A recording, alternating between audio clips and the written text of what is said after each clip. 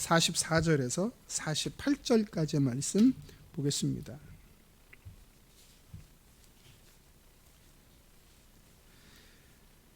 신약성경 사도행전 10장 44절에서 48절. 제가 가진 성경으로는 신약성경 206쪽에 기록되어져 있습니다. 206쪽, 구약 206이 아니고 신약의 206쪽, 사도행전 10장 44절에서 48절 말씀입니다.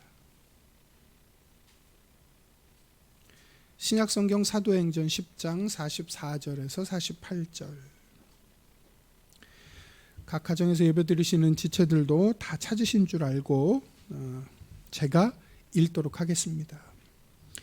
베드로가 이 말을 할 때에 성령이 말씀 듣는 모든 사람에게 내려오시니 베드로와 함께 온 할례받은 신자들이 이방인들에게도 성령 부어 주심으로 말미암아 놀라니 이는 방언을 말하며 하나님 높임을 들음이로라. 이에 베드로가 이르되 이 사람들이 우리와 같이 성령을 받았으니 누가 능히 물로 침례 베품을 금하리요 하고 명하여 예수 그리스도의 이름으로 침례를 베풀라 하니라. 그들이 베드로에게 며칠 더 머물기를 청하니라. 아멘. 잠시 기도하겠습니다. 살아계신 아버지 감사합니다. 오늘도 우리가 예배하게 하시고 말씀을 함께 나눌 수 있도록 은혜 주시니 감사합니다. 이 시간 우리가 말씀을 나눌 때 주께서 우리에게 하시는 말씀이 온전히 들려지는 은혜가 있게 하옵소서. 말씀을 아버지 하나님을 대신하여 전달하는 사람이나 듣는 사람이나 우리 가운데 깨닫게 하시고 말씀하시는 그 음성에 귀 기울이는 은혜가 있게 하여 주옵소서. 예수님의 이름으로 기도하였습니다. 아멘. 여러분들이 살면서 훈련이라는 걸 받아보셨는지 모르겠습니다.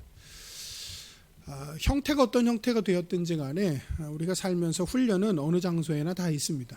물론 지금 제가 훈련 그러면 여기 이제 남자분들은 군대를 아마 떠올리실 거예요. 거의 고민하지 않고 그 즉시로 아마 군대를 떠올릴 겁니다.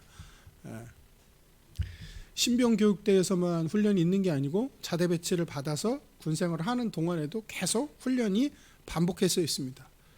전체 훈련도 있고 뭐 전투력 측정이라고 하고 해갖고 뭐 계절마다 있고 또 혹한기 훈련이라고 나가면 그나마 겨울 중에 따뜻한 날 나가는 게 아니라 겨울 중에 제일 추운 날 골라서 나가요. 뭐 여러 가지 훈련들이 반복되어져 있죠. 근데 군대에만 훈련이 있는 게 아니라 우리 일상에도 훈련이 사실은 있습니다. 저희 집에서 아이들이 가끔 요리를 하는 걸 도와줄 때가 있어요. 근데 저희가 시킨다기보다 자기들이 하고 싶으니까 그거 좀 해봐도 되냐 이렇게 할 때가 있습니다. 그러면 저희 아내나 저희 입장에서는 부엌이 전쟁터가 되지 않는 범위 안에서 무언가를 할 수 있도록 기회를 줍니다. 그래서 저희 집은 이제 해마다 만두를 해먹는 게 큰 일 중에 하나인데 그럴 때는 아이들이 다 들러붙어서 무언가를 하죠. 그래서 가끔은 반죽이 흰색에서 회색으로 변할 때도 있고 각양각색의 모양의 만두들이 나올 때가 있는데 해가 갈수록 실력이 괜찮아지는 것 같습니다. 괜찮아지는 것 같아요. 가끔 큰아들이 설거지를 할 때가 있고 그리고 요즘 저희 아내는 밥 먹은 후에 대부분 뒷정리를 큰아이에게 맡기거나 부탁을 하고는 합니다. 근데 이제 그건 그만큼 그 사이에 숙달이 되었기 때문에 그렇죠. 그래서 저희 이제 큰아이는 그전에는 그걸 재밌어라 했어요. 내가 무언가 이거를 해볼 수 있다라는 것에 재밌어라 했고 설거지도 무언가 이제 놀이처럼 접근을 했는데 요즘은 아니죠. 요즘은 아니에요. 그 속셈을 간파했는지 요즘은 아니에요. 요즘은 아니에요. 그런데 그런 것도 다 뭡니까? 훈련이죠. 그런 과정들을 통해서 이렇게 하면 되는구나. 혹은 이렇게 해야 더 잘 되는구나. 이게 되는 줄 알고 했더니 이렇게 하면 안 되는구나. 과정을 통해서 우리가 무언가를 더 익숙하게 더 전문적으로 잘할 수 있게 되어집니다.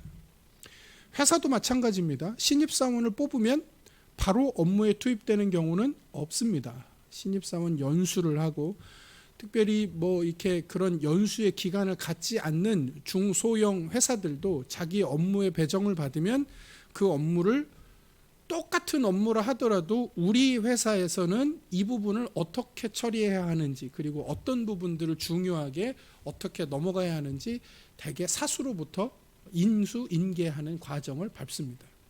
그래서 해보죠. 해봐요. 그리고 하다가 자기 나름대로 무언가 방식이나 요령을 터득하기도 하고 선배가 알려준 그런 요령들을 적용해 보기도 하는 과정을 밟습니다. 일종의 훈련이죠. 우리 인생 자체가 사실은 훈련의 과정의 연속이라고 말할 수도 있습니다. 예전에 어떤 TV 방송에 그 윤여정이라는 배우가 나와서 이런 말을 했어요. 나도 65세를 처음 살아보는 거잖아요. 근데 그 말이 저한테는 굉장히 큰 도전이었어요. 많은 생각을 하게 하는 말이었어요. 그렇죠? 저희는 지금 2021년 2월 28일을 오늘 처음 살아보는 거잖아요. 우리는 매일매일 처음 살죠. 근데 굉장히 익숙하게 오늘 하루를, 처음 살아보는 오늘 하루를 익숙하게 살아갈 수 있는 이유는 뭐냐면 그동안이 있어서 그래요. 그동안이 2021년 2월 27일까지가 있어서 오늘이 그런 거에 대한 어떤 그 연장선상에서 자연스럽게 지나가는 거죠. 일종의 훈련의 결과물인 셈이죠. 훈련이라는 건 우리의 삶의 형태와 내용만 좀 달랐을 뿐이지 끊임없이 반복되고 일어나는 일이며 꼭 필요한 과정입니다. 그런데 하나님께서 교회로 선택하신 저와 여러분을 쓰실 때도 이 훈련이 필요하고 꼭 들어가게 되어집니다. 하나님은 교회를 훈련시키시고 훈련이라는 과정을 통해서 준비시키십니다. 하나님께서는 교회인 저와 여러분이 하나님의 나라와 복음을 위해 더욱 분명하게 사용되어지게 하시고, 그리고 그 일을 위해서 하나님은 교회를 준비시키십니다. 교회는 하나님의 뜻을 따라서 더 크고 귀한 역할을 감당하게 됩니다. 사도행전의 교회를 생각해 보셨으면 좋겠습니다. 예수님을 따랐다라는 것을, 내가 예수님의 제자였다라는 것을 부끄러워하고 심지어 두려워했던 제자들입니다. 왜냐하면 예수님이 십자가에 못 박혀 죽었기 때문에.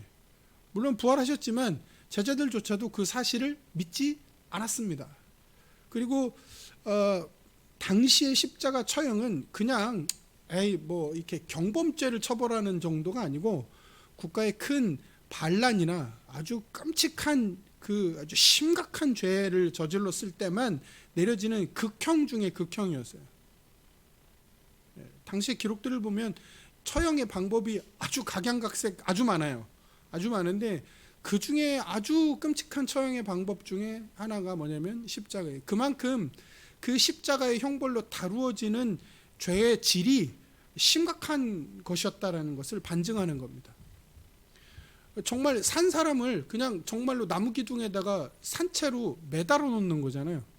끈으로 매닫는 게 아니라 산 사람을 못으로 박아서 매달아 놓는 거잖아요.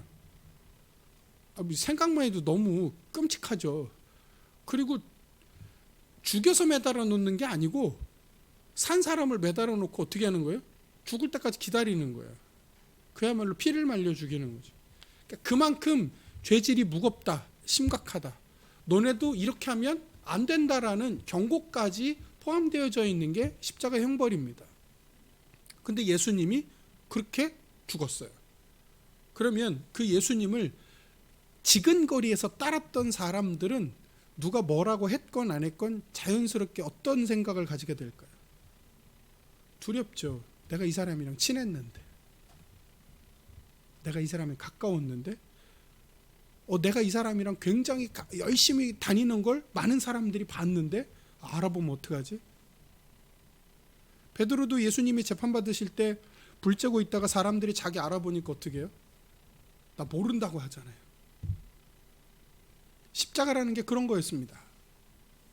그래서 예수님을 따랐다라는 것을 부끄럽게 생각하고 밖에 나다니는 걸 조심스러워했던 사람들이 성령 강림 이후에 부활의 복음을 세상을 향해 담대히 전하기 시작합니다. 더 이상 그것들을 부끄러워하거나 숨기지 않고 오히려 더 당당히 세상에 나가서 예수님이 부활하셨다라는 사실을 증거하게 되어졌습니다. 그렇게 출발되어진 교회는 예루살렘에서 주로 있었지만 사도행전을 보면 이 예루살렘이라는 도시의 울타리를 넘어 예루살렘이 속해 있는 유대 지역으로 확대되어지고, 유대라는 지역의 울타리를 넘어 당시 유대 사람들이 적대시하고 경계시했던 사마리아 지역까지도 복음이 들어가게 되어집니다. 교회는 그 경계선을 넘습니다. 단순히 어떤 그 땅에 그어져 있는 물리적인 경계선뿐만 아니라 문화적이고 그동안 그들이 계속해서 갖고 왔던 그런 경계까지도 넘어서는 것을 볼 수가 있습니다. 그리고 이제 교회는 이제 예수님께서 그 교회에게 명령하셨던 것처럼 땅끝을 향해 나가기 시작합니다. 그리고 이제 교회는 그 땅끝을 향해 나가는 준비 단계, 준비의 과정을 밟게 되어집니다. 다시 말하면 하나님께서 교회가 땅끝을 향해 복음을 들고 나아갈 수 있도록 훈련시키고 준비시키는 일들을 하십니다. 자, 그렇다면 하나님께서는 교회가 그런 일들을 할 수 있도록 무엇을 준비시키셨을까? 하나님은 하나님의 나라를 위해 교회를 사용하기 위해서 아주 분명하게 한 가지를 준비시키시는데, 그게 뭐냐면 교회가 가지고 있는 편견을 수정하는 과정을 밟으십니다. 편견을 수정하십니다. 교회를 쓰기 위해서, 쓰임받는 교회가 되게 하기 위해서 하나님께서 교회를 훈련시키시고 준비시키시는데, 그 한 가지가 뭐냐면 교회가 가지고 있는 편견을 수정하는 거예요. 하나님께서는 교회가 지금까지 그들의 문화와 체계 속에서 가지고 있었던 세상을 이해하고 바라보는 관점을 수정하는 과정을 밟으십니다.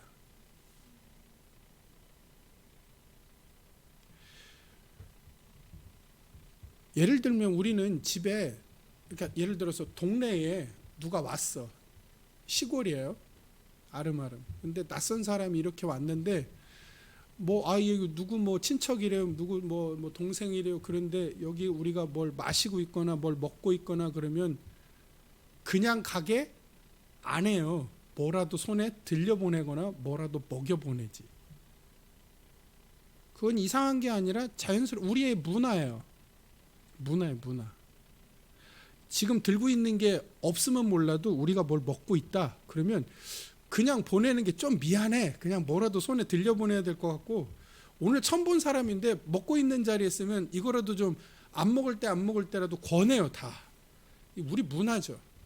문화, 공동체라는 문화.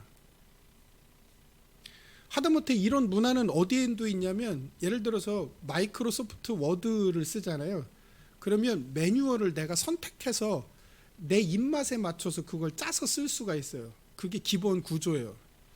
그래서 워드를 처음 쓰는 사람은 어려워요. 그걸 다 일일이 내 걸로 말 그대로 커스터마이징 해야 돼, 내 걸로. 근데 그게 일단 한번 익숙해지잖아요. 세상 쓰기 편해요. 근데 한글은 그렇지 않아요. 한글은 보면 팔레트가 쭉 다 늘어져 있어요. 모든 기능이 앞으로 나와 있어요. 여러분 음식을 차릴 때도 서양 사람들은 어떻게 해요? 주로 어떻게 해요? 필요한 것만 먹든지, 간단하게 필요한 것만 먹든지, 정찬을 먹을 때는 어떻게 해요? 코스로 나와요. 디저트부터 나중에, 에피타이저부터 디저트까지 순서대로 나와요. 근데 우리는 어때요?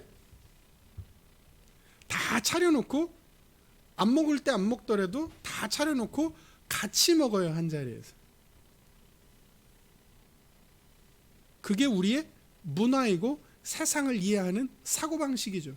근데 유대인들도 그들이 가지고 있는 세상을 이해하는 방식이 있고, 시대와 세대를 거듭해서 그들의 문화와 사회적인 체계 안에 자연스럽게 녹아있는 사람을 대하고 세상을 대하는 방식이 있어요. 이해하는 방식. 근데 하나님께서 그 하나님의 선택한 교회를 땅끝을 향하여 나가게 하기 위해서 무엇을 준비시키냐면, 그들이 오랜 세월 동안 그들의 사회와 문화와 체계 속에서 자연스럽게 녹아서 갖고 있던 사람을 대하는 방식, 세상을 이해하는 그 방식, 그들이 가지고 있는 그 시각을 수정하는 과정, 그것을 훈련하는 과정을 밟으십니다. 그렇게 하나님은 그 과정을 통해서 교회가 하나님의 나라와 복음을 위하여 더욱더 쓰임 받을 수 있도록 준비시키십니다.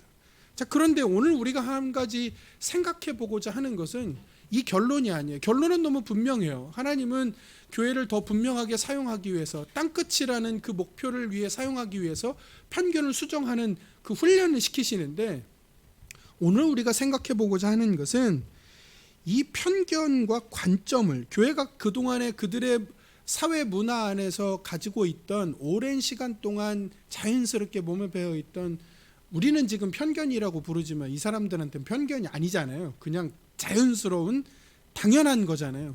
근데 그게 이게 그게 아니고 이거구나 라고 그런 편견과 관점이 수정된다라는 건 도대체 어떤 의미일까 하는 거예요. 어떤 의미일까? 그들이 가지고 있던 기존의 관점이 수정된다라는 건 도대체 무엇을 목표로 목적으로 하는 것이었는가? 이것을 한번 생각해 보기를 원합니다. 오늘 우리는 그 사도행전 10장의 내용 중에 맨 마지막에 결론의 부분만 읽었는데 10장 전체의 사건은 이런 겁니다. 베드로가 경험한 기적의 환상의 사건이에요. 베드로가 경험한 일이에요. 10장을 1절부터 보시면 고넬료라는 사람이 있습니다. 이달리아 부대라는 군대의 백부장인데, 이달리아는 지금의 이탈리아를 얘기하는 겁니다. 지금의 이탈리아. 거기 이제 그 부대의 백부장이에요. 근데 백부장은 자기 밑에 부하가 100명이 있는 걸 얘기하는 거예요. 지금 우리나라 육군 편제를 기준으로 하면 중대장쯤 되는 거예요. 100명 그러면 중대장쯤. 일반적인 편제를 기준으로 하면. 그러니까 그렇게 하급 장교도 아니고 그렇게 고급 장교도 아니에요. 그냥 이 정도면 그냥 그래. 그러니까 그 지역의 치안 유지군의 대장이었을 가능성이 있는 고넬료라는 로마 군대의 백부장입니다. 근데 이제 이 사람의 평가가 등장을 합니다. 이 사람은 이런 사람이다. 그 긍정적으로 묘사하고 있어요. 주변 유대인들에게도 평가가 좋고, 그리고 이제 하나님에 대한 신앙도 있는 사람이라는 평가가 있습니다. 근데 중요한 건 베드로가 어느 날 꿈을 꿉니다. 환상을 봐요. 9절에 보면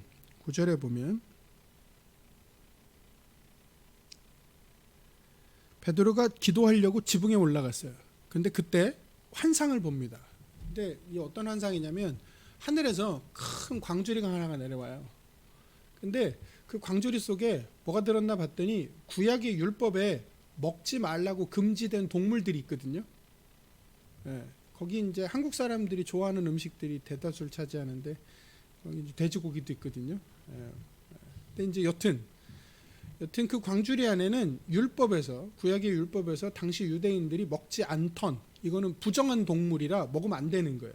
그래서 유대인들은 먹지 않았던 동물들이 가득 담겨서 내려왔어요. 근데 하늘에서 음성이 들려요. 야, 먹어라, 잡아서 먹어라. 그러니까 베드로가 딱 먹으려고 보니까 전부 다 먹으면 안 되는 것만 있어요. 이거는 안 되는 거잖아요. 나 안 먹을래요. 그 광주리로 올라가요. 두 번째 또 내려와요. 또 먹으라 그래요. 나 이거 안 먹는다고. 또 올라가요. 근데 그게 3번이 반복돼요. 3번이 반복됩니다. 그러면서 15절에 보면 하늘에서 이런 말씀이 들려요. 하나님께서 깨끗하게 하신 것을 내가 속되다 하지 말라. 쉽게 얘기하면, 야, 내가 괜찮다는데 왜 네가 자꾸 안 된다 그래? 나는 깨끗하다고 먹으라. 내가 깨끗하다고 하는데 왜 네가 그거를 더럽다고 하는데? 쉽게 얘기하면 이거예요. 그게 반복됩니다. 3번. 그리고 나서 고넬료의 집에서 베드로를 초청하는 사람들이 그때 마침 도착을 합니다. 그래서 베드로가 그 집에 방문합니다. 그 집에 방문해요. 그러면서 28절에 보면 그 집에 도착해서 자기가 여기에 오게 되어진 이유를 베드로가 얘기하는데, 28절을 보시면 이르되 유대인으로서 이방인과 교제하며 가까이 하는 것이 위법인 줄은 너희도 알거니와 하나님께서 내게 지시하사 아무도 속되다 하거나 깨끗하지 않다 하지 말라 하시기로. 29절 부름을 사양하지 아니하고 왔노라. 문론이 무슨 일로 나를 불렀느냐. 여기 28절 29절을 보면 이건 유대인들만 알고 있는 게 아니라 로마 사람들도 알아요. 유대인들이 이방인과 교제하고 가까이 지내는 거에 대해서 그거는 불법으로 생각한다라는 걸. 유대인들이 이방인의 집에 놀러 가서 밥도 먹고 교제도 하고 뭐 안 되는 거예요. 길 가다 뭐 마주치는 거는 그거는 뭐 어쩔 수 없죠. 로마 사회가 국제적인 사회였기 때문에 온 천지 사방이다. 물론 유대인들이 사는 이 이스라엘 지역에는 그나마 좀 덜했겠지만 막 돌아다닐 거 아니에요. 가다가 마주치는 건 어쩔 수 없는데 무언가 정확하게 관계를 맺고 그들과 교제하고 같이 함께 밥을 먹고 하는 거는 그거는 위법이에요. 유대인의 율법에는 그게 금지가 돼 있어요. 그러면 안 돼. 근데 그걸 로마의 백부장도 아는데 불렀단 말이에요. 그리고 심지어 그 말을 하는 지금 베드로는 그 집에 들어와서 이 말을 하는 거예요. 아는데 내가 왜 왔냐? 하나님이 가라고 했기 때문에 내가 왔다. 근데 당신은 나를 왜 불렀냐? 이렇게 얘기를 해요. 근데 고넬료가 그 배경을 설명을 합니다. 쭉 배경을 설명해요. 하나님께서 당신을 청하라고 했다고. 그래서 내가 청했다고. 그래서 베드로가 그 집에서 말씀을 전합니다. 복음을 전해요.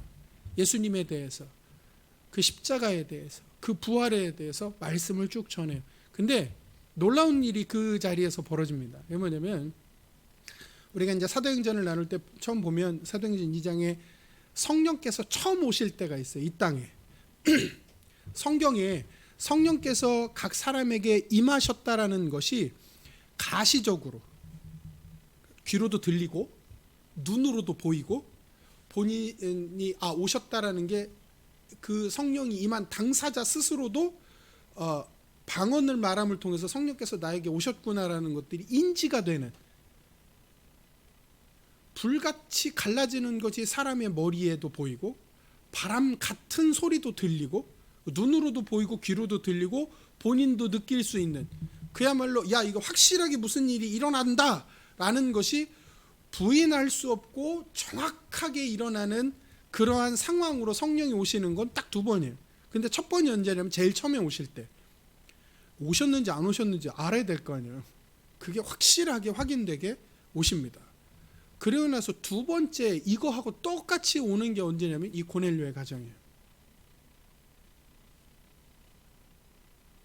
그래서 베드로가 이때 뭘 알게 되냐면 하나님이 유대인만 구원하는 게 아니라 이방인도 예수 믿으면 똑같이 구원하시는구나, 이걸 알게 돼요. 이게 무슨 얘기냐면 유대인들은 선민사상이라는 걸 갖고 있습니다. 하나님이 우리를 선택했다. 그래서 원래 하나님이 아브라함을 통해서 이스라엘 백성을 선택하실 때, 유대인들을 선택하실 때는 이스라엘만 구원하는 게 아니라 이스라엘을 통해 구원하시는 거예요. 모든 사람을, 온 열방을. 근데 이 선민사상이 내려오면서 왜곡됐어요. 그래갖고 이 유대인들이 무슨 생각을 가졌냐면 이스라엘 민족인 우리만 구원한다, 이렇게 생각을 갖고 있는 거예요. 그러니까 우리만 구원받으니까 이방인에게는 구원이 있어요, 없어요? 없잖아요. 근데 이게 재밌는 게 예수를 믿은 이 사람들, 그러니까 이제 쉽게 얘기하면 지금식으로 표현하면 유대교였다가 기독교로 개종을 한 거잖아요. 그런데 이 사람의 출신은 다 뭐예요? 다 유대인들이잖아요. 선민 사상을 교육받았고 그렇게 알고 있었던 사람들이잖아요. 그게 편견이 아니라 이 사람들한테는 뭐예요? 그게 당연한 거예요. 네. 일본 사람들이 독도 자기네 땅이라고 하는 거하고 똑같은 거예요. 그렇게 배웠으니까 그런 건 줄 아는 거죠. 이 사람들은 그냥. 네. 불쌍한 거죠, 어떻게 보면. 네. 그게 이상한 게 아닌 거예요. 자연스럽게. 그래서 예수를 믿었잖아요. 그래서 교회가 생각이 살짝 바뀌긴 바뀌었어요. 선민사상이. 근데 어떻게 바뀌었냐? 여전히 이방인은 구원이 없어. 우리만 구원받는데 예수님을 통해서 우리만 구원받는 거예요. 그래서 초기에 전도자들은 유대인들한테만 복음을 전했어요. 왜요? 이방인한테는 원래 뭐가 없으니까, 구원이 없으니까. 굉장히 재밌죠? 그러니까 이게 지금 기준으로 보면 심각한 거지만 이때 당시에는 그만큼 자연스러운 거였어요. 이게 우리만 구원받는다. 그 생각을 가지고 있었는데 하나님이 가래니까 갔어요. 그래서 말씀을 전하라고 그래서 전했는데 그 일이 일어나는 거예요. 성령 강림의 사건이 본인들이 경험한 것과 똑같이 그 고넬료의 가정에도 일어나는 거예요. 눈으로도 보이고 귀로도 들리고 방언도 하고.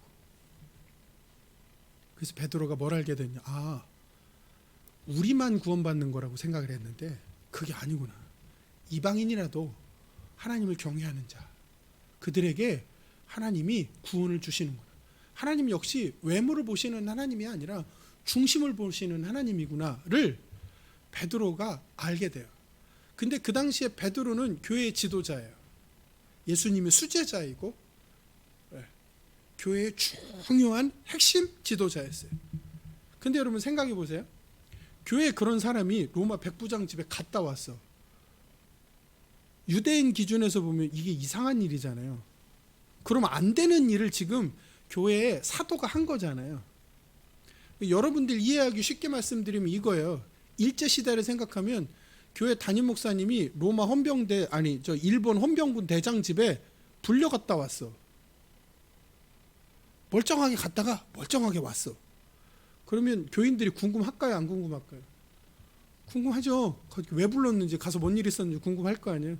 베드로도 똑같죠. 예루살렘 교회가 도대체 무슨 일이 있었던 거냐 물어봤어요. 왜 갔냐? 그 일을 얘기합니다. 그래서 예루살렘 교회가 뭘 알게 되냐면, 구원이 우리 유대인에게만 있는 게 아니라 이방인에게도 동일하게 있다라는 것을 알게 됩니다. 그들의 오랜 시간, 수세기를 걸쳐서 내려왔던 선민 사상의 잘못된 관점이 이 사건 하나로 깨졌어요. 물론 예수를 믿지 않는, 그냥 그 울타리 밖에 있는 예수를 인정하지 않는 유대인들은 여전히 그 전통적인 사고방식에 있지만, 그래서 지금도 유대인들은, 이스라엘 사람 있잖아요. 이스라엘, 국가적인 이스라엘, 지금 현재도 존재하는 거기 이스라엘 사람들 중에 아직 예수를 안 믿는 사람들은 여전히 메시아 기다리고 있어요.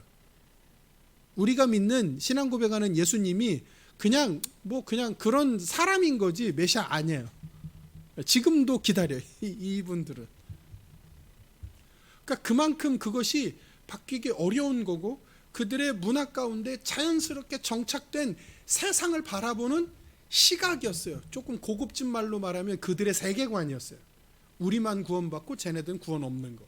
근데 그게 이 사건으로서 깨지기 시작합니다. 그래서 교회가 어떻게 무엇을 알고 인정하기 시작하냐면, 유대인이건 이방인이건 그 혈통이나 이런 건 중요한 게 아니다. 뭐가 중요한 거냐?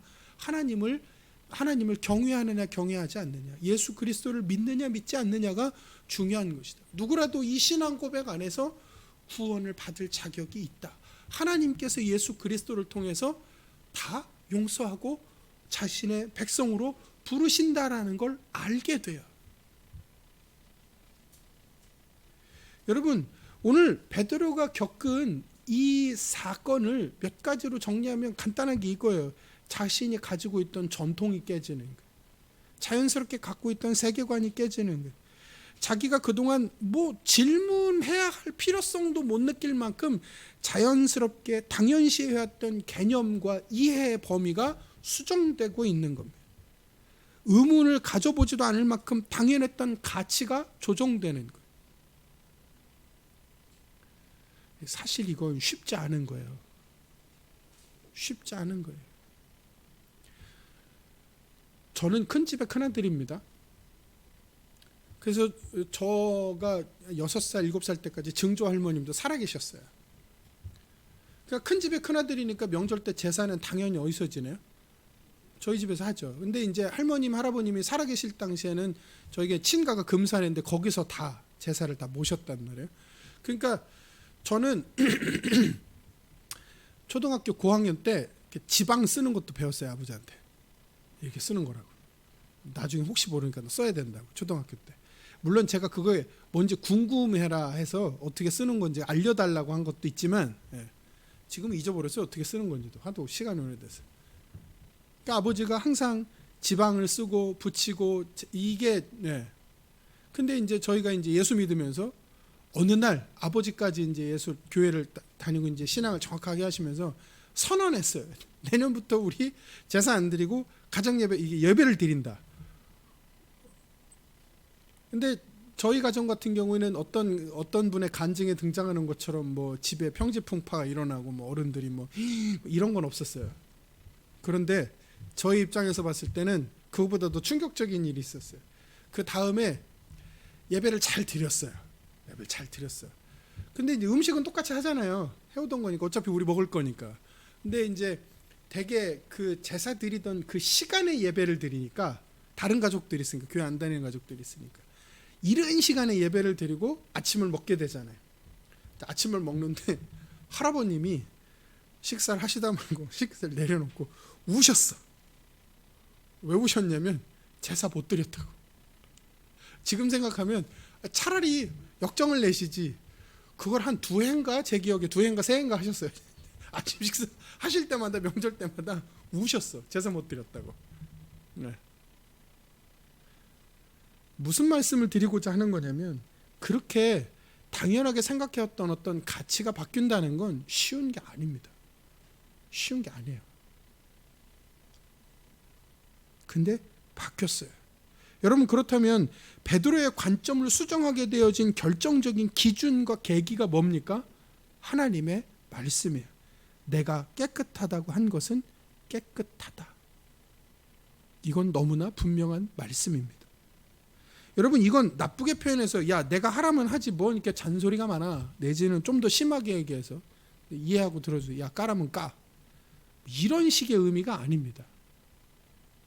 하나님은 우리가 가진 판단과 생각의 기준이 내가 가진 익숙함이 기초와 기준이 되는 게 아니라 하나님의 말씀, 하나님의 뜻, 하나님의 마음이 우리의 생각과 판단의 기준이 되어야 한다고 말씀하고 계시는 거예요. 그리고 이것은 단순히 내 생각이 바뀌는 것을 의미하는 게 아닙니다. 물론 결과적인 측면에서 생각하면 우리의 생각은 이 과정을 통해서 바뀌게 됩니다. 하지만 하나님의 우선순위는 단순히 저와 여러분의 생각이 바뀌는 것에 있지 않습니다. 이러한 과정을 통해서 하나님이 우선순위를 두고 계시는 것은 저와 여러분이 하나님의 주권을 인정하는 것에 하나님의 초점이 더 있습니다. 아, 하나님의 주권은 이거구나. 하나님이 기준이 이렇게 되었다면 내가 지금까지 이렇게 살아왔고 이것에 익숙해 있지만 그게 기준이 아니라 이게 기준이 되어야 되는구나. 하나님의 주권을 인정하는 것에 하나님의 우선순위가 있고 초점이 있어요. 말장난 같지만 단순히 내 생각을 바꾸는 것에 하나님의 우선적인 초점이 있지 않아요. 물론 하나님의 주권이 인정되면 우리의 생각은 자연스럽게 바뀌어요. 그래서 하나님의 초점은 단순히 내 생각을 바꾸는 거, 너 이거 틀린 거야? 혹은 이거 맞은 거야? 아, 예, 알았어요. 뭐 여기에 있는 게 아니라 하나님의 주권을 아는 거, 하나님의 마음이 어디에 있는지, 하나님의 뜻이 어디에 있는지를 우리가 깨닫고 그것을 인정하고 내 삶의 기준으로 삼는 것에 하나님의 우선순위가 있습니다. 그래서 그 과정을 통해서 우리가 하나님의 주권을 기준으로 우리의 삶을 이해하고 세상을 이해하기를, 그리고 내 주변에 일어나는 모든 과정들을 점검하고 평가하기를 하나님은 바라고 계시고, 하나님의 훈련에는 이것이 주된 과목으로서 있는 거예요. 단순히 내 생각을 바꾸는 과정이 아니라 그런 과정들을 통해서, 그런 단계들을 통해서 하나님의 주권을 인정해 가도록 하시는 거예요. 그래서 내가 익숙하게 살아온 내 환경이나 관점이나 내가 그동안 버릇처럼 써먹었던 일종의 그런 단계들을 내 삶에 작동시키는 게 아니고 하나님을 기준으로 내 삶을 평가하고 바라보는.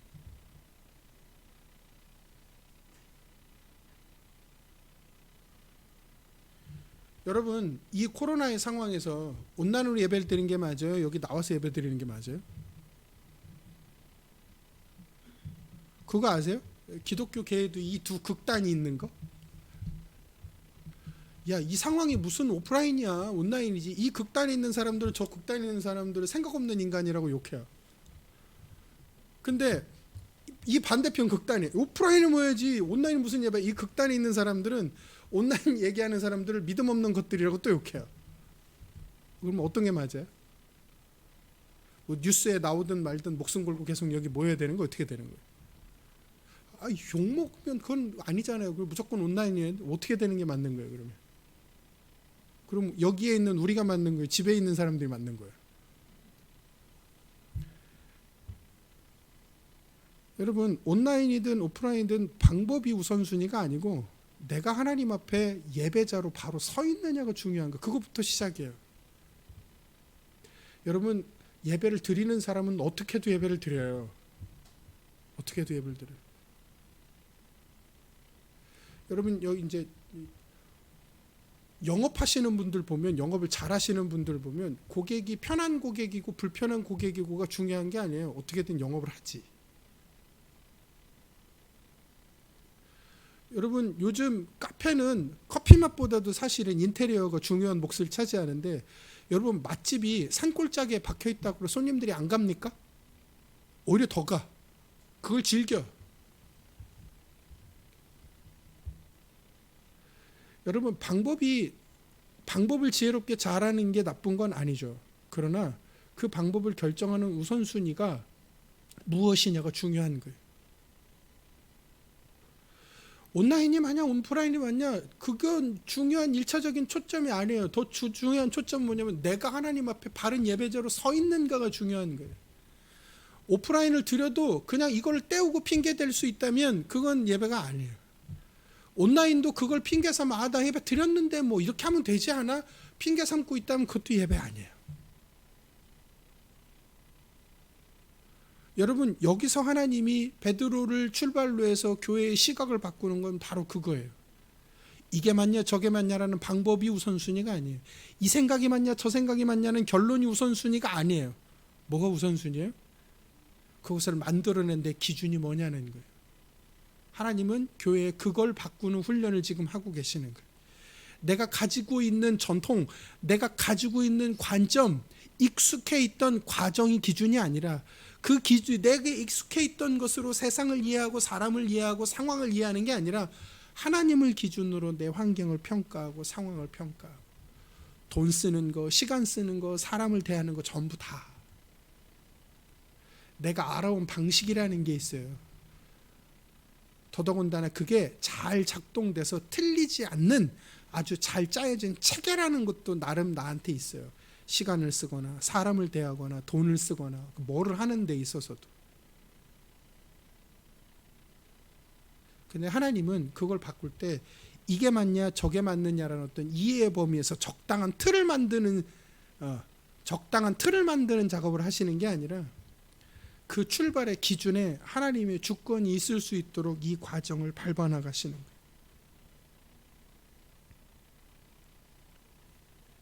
그래서 결국에 우리의 눈에 보이는 세상의 현상과 결과에 따라 행동하고 판단하는 게 아니라 오직 하나님의 주권 안에서 흔들림 없이 기쁨과 감사함으로 세상을 살아가고 하나님을 예배하는 예배자로서 살아가는 훈련을 하나님은 시키고 계시는 거죠.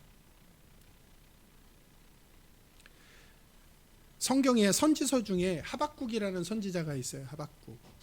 근데 이 선지자는 좀 독특해요. 하나님한테 따지는 걸로 이 성경이 시작해요. 하박국이라는 선지자. 첫 번째 질문이 있는데 뭐냐면, 하나님, 이 나라의 꼴을 좀 보십시오. 이 사람들이. 이게 하나님의 백성이라고 살아가는 이 사람들의 꼬락선을 보십시오. 근데 왜 하나님 이거 심판 안 하고 가만 내버두십니까? 뭐 하고 계십니까? 이게 선지자의 첫 번째 질문이에요. 그러니까 하나님이 응답을 하세요. 걱정하지 마. 나 얘네들 혼내줄 거야. 걱정하지 마. 그런데 어떻게 혼낼 거냐면 저기에 이방 나라 바벨론이라고 있는데 걔네를 통해서 얘네들을 혼내줄 거야. 심판할 거야. 얘네들 뭐 잘못했는지 걔네들을 통해서 알려줄 거야. 걱정하지 마. 내가 혼내킬 거야. 이미 준비 다 끝났어. 근데 그 응답을 들은 하박국 선지자가 또 따져. 아니 하나님, 혼내는 것도 여러 방법이 있지 왜 하필 그 방법입니까? 하나님의 백성을 이방인 손을 통해 갖고 혼을 내시다니. 그러면 이 꼴이 뭡니까? 이게 왜 하필 그런 엉뚱하고 말도 안 되는 방법으로 하십니까? 또 따져. 하나님이 뭐라고 하시면 걔네도 나중에 걔네도 심판 받을 거야. 걔네라고 그래서 내가 그냥 봐주고 뭐 하는 게 아니라 걔네도 똑같아. 걔네도 똑같아. 그래서 이 모든 과정들, 질문하고 답하는 과정들을 통해서 하박국이 다 듣고 나서 마지막엔 뭐냐면, 하나님이 다 어떤 유명한 영화의 대사처럼 하나님 다 계획이 있으시구나. 하나님은 다 생각이 있으시구나. 그런 이유들을 가지시구나. 내가 지금 내 눈에 보이는 것만 갖고 이게 맞냐 저게 맞냐고 계속 따지고 혼자 기분 좋아했다 기분 나빠했다가 왜 이렇게 하냐 저렇게 하냐 자꾸 그렇게 따졌는데 그게 아니라 하나님께서는 정말 생각을 가지고 하나님의 선하신 일들을 하시는구나. 환경이 이렇거나 저렇거나 하나님은 확실하시구나. 그럼 나는 하나님을 믿음으로 걱정할 필요가 없겠구나. 이 결론을 내립니다. 그래서 하박국 3장 17절 18절을 보면 하박국 선지자가 이렇게 고백해요. 비록 무화과 나무가 무성치 못하며 포도나무에 열매가 없으며 감람나무에 소출이 없으며 밭에 식물이 없으며 우리의 양이 없으며 외양간에 소가 없을지라도 나는 여호와를 인하여 즐거워하며 나의 구원의 하나님을 인하여 기뻐하리로다. 뭐 상황이 이러거나 저러거나 무책임이 아니라 그런 환경이 기준이 아니라 이제 뭘 기준으로 삼기 시작합니까? 하나님을 기준으로 삼기 시작합니다. 여러분 오늘 본문에 사도행전 10장에 등장하는 교회도 마찬가지예요. 사도행전 10장 18절을 보면 교회가 이렇게 고백합니다. 아니.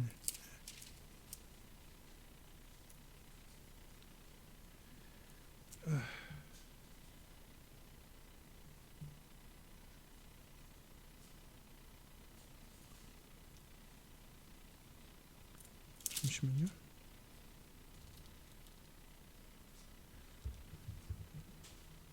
죄송합니다. 잠시만요.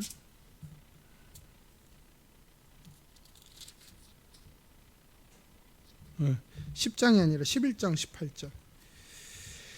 그들이 이 말을 듣고 잠잠하여 하나님께 영광을 돌려 이르되 그러면 하나님께서 이방인에게도 생명 얻는 회개를 주셨도다 하니라 그랬어요. 교회가 그런 일들을 베드로가 가서 그 집에 갔다라는 것 자체가 불편하고 어려웠는데 베드로로부터 그 얘기를 다 듣고 나서 교회 역시도 편견이 수정되어집니다.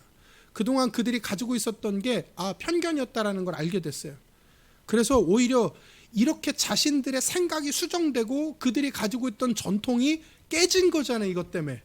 그래서 그들에게 혼란스럽고 그들에게 무질서가고 혼돈이 오고 불안함이 오고 두려움이 온 게 아니라 오히려 하나님을 인정하고 예배하고 찬양합니다. 오히려 이들은 자유로워졌고 오히려 이들의 삶에 기쁨이 있었어요. 그리고 나중에 이 예루살렘 교회가 안디옥 교회, 이방인들의 최초의 교회인 안디옥 교회가 세워졌을 때 그들 교회의 지도자인 바나바를 선교사로 안디옥 교회에 파송하기까지 합니다. 교회는 기쁨과 확신이 있었고 수정된 가치를 따르는 구체적이고 분명한 행동과 결단이 나타납니다. 여러분 하나님 교회를 사랑하십니다. 교회를 부르셔서 하나님의 나라를 위해서 사용하세요. 무엇보다 하나님은 그 일을 위해서 교회인 저와 여러분을 훈련하고 변화시켜 가십니다. 그리고 그 변화의 내용에는 뭐가 있냐면 편견의 수정, 이게 들어있어요. 하나님께서는 교회인 우리가 가지고 있는 편견을 변화시켜가는 과정을 밟습니다. 기존에 우리가 가지고 있던 세계관을 바꿔나가세요. 그런데 이 변화는 하나님의 주권에 대해 인정하는 것을 배워가는 과정이에요. 단지 내가 생각을 바꾸고 저거야 라고 그냥 고집스럽게 이거였다가 그래 뭐 저건가 보지라고 하는 게 아니라 하나님의 주권을 알아가고 배워가는 과정이에요. 그리고 그것에 순종하는 법을 알아가는 과정입니다.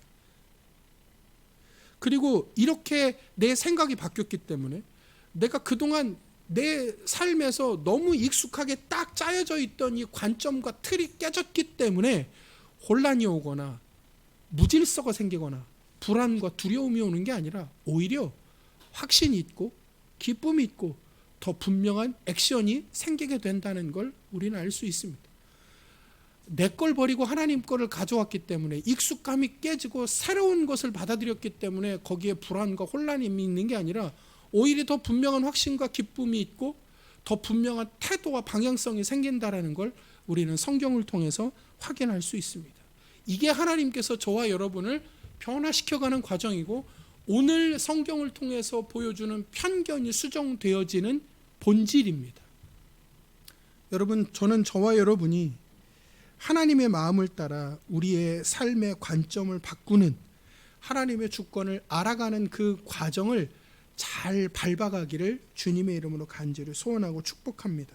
그래서 교회인 저와 여러분 모두가 하나님께서 부르신 교회로서 잘 준비되어지고, 뿐만 아니라 하나님의 나라를 위해 살아가는, 그리고 그렇게 쓰임받게 되어지는 참 복된 교회, 참 복된 성도들이 되기를 주님의 이름으로 간절히 소원하고 축복합니다. 기도하겠습니다. 살아계신 아버지, 오늘도 예배케 하시고 말씀을 나누게 하시니 감사합니다. 우리를 부르셔서 훈련하시고 사용하시는, 우리를 쓰시는 아버지 하나님을 찬양합니다. 이젠 우리 주 예수 그리스도의 은혜와 살아계셔서 역사하시는 아버지 하나님의 그 크신 사랑하심과 성령 하나님의 역사하심과 인도하심이 오늘 예배를 드리며 또한 말씀을 함께 나누며 아버지께서 우리를 쓰시고 그 쓰임을 위하여 우리를 훈련해 가실 때에 그 훈련의 과정을 성실히 밟기를 마음속으로 다짐하는 은혜 가득한 교회 모든 지체들의 삶의 자리 가운데 지금부터 영원토록 함께 계시기를 예수 그리스도 이름으로 간절히 축복하며 기도하였습니다. 아멘.